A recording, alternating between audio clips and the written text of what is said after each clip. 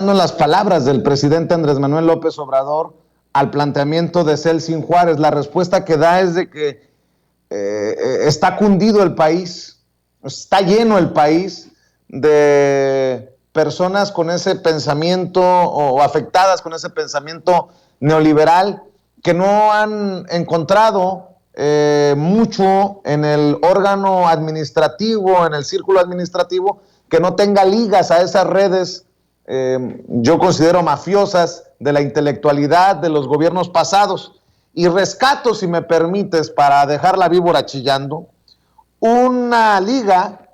un hilo que escribe el Principito TW, así se identifica en Twitter, y dice que sobran las mujeres que inspiran, que tenemos muchas poetas indígenas perfectas para llegar a una agregaduría cultural a la Embajada de México en España, lingüistas, promotoras culturales de sus pueblos, dignas representantes de la resistencia, de la cultura en México, y da muchos ejemplos. Yo rescato dos, si me permites. Por ejemplo, la mujer que escribió: brotaron los ecos de la vida al son del universo y nació la primera mujer. En una explosión de estrellas descendió a la tierra con la lluvia, bajó como serpiente de lluvia en un arco iris en espirales, con nubes hermosas, quedó cautivada de esta tierra bendita, dadora de vidas, sembradora de auroras, camina en el alba para parir luciérnagas, bajo el rocío de la madrugada, resquebrajando el silencio virginal de cada día que empieza.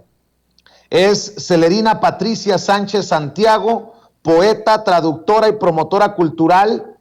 de allá de Oaxaca, habla el mixteco y es licenciada en lingüística por la Escuela Nacional de Antropología e Historia. Y también señala a una paisana mía que también voy a mencionar,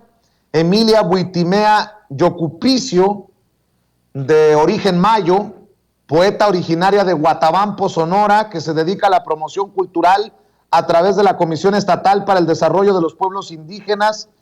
y que ha colaborado en antologías de poesía como minificciones en Sonora, solo por mencionar un par. Pero en esta lista hay mujeres indígenas. Yo pregunto,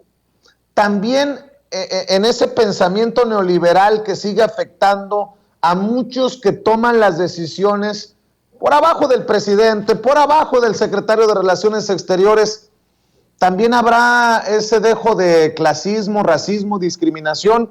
para no considerar a una agregaduría cultural en la Embajada de México en España a una mujer morena, de rasgos indígenas. Con mucho respeto lo digo y estoy tratando de ser muy responsable con este planteamiento que te hago, Ricardo.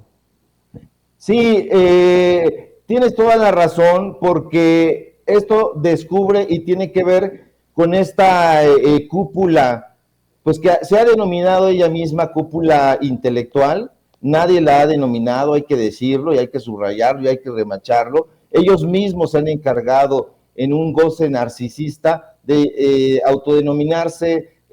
los próceres del arte, los próceres de la cultura, y en ese sentido tienen agregados culturales a la medida de su visión. ¿Y cuál es esta visión? Pues una visión neoliberal, una visión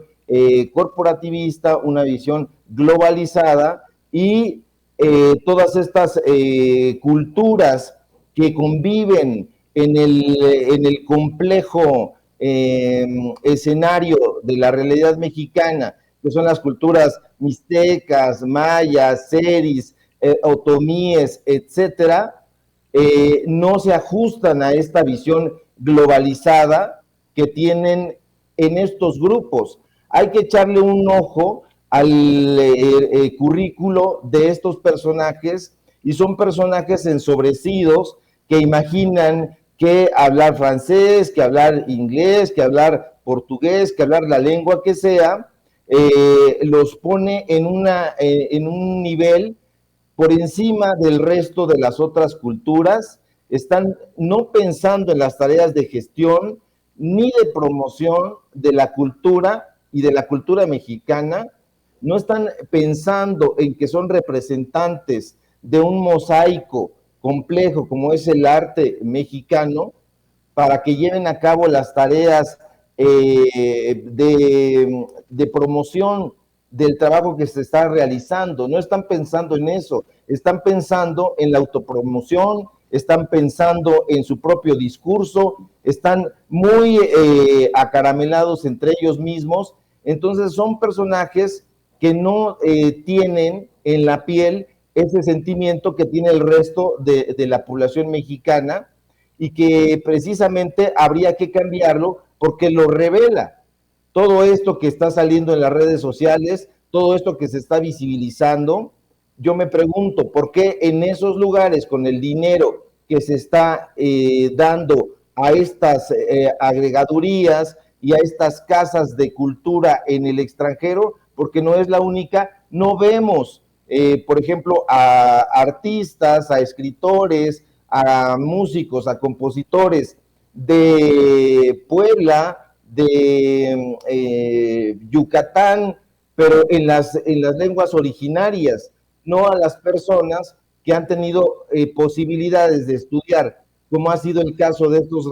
representantes impuestos por ellos en el extranjero, sino gente que sale de las entrañas de México, del México profundo, que ha convivido con la realidad pura y dura, ¿no? Queremos ver también esas miradas, esas reflexiones, esas obras que tienen una conexión espiritual con el habla y con el sentimiento de México, y no con estas ficciones que son la calca de lo que están haciendo los escritores y los artistas, pues en el extranjero, y que tienen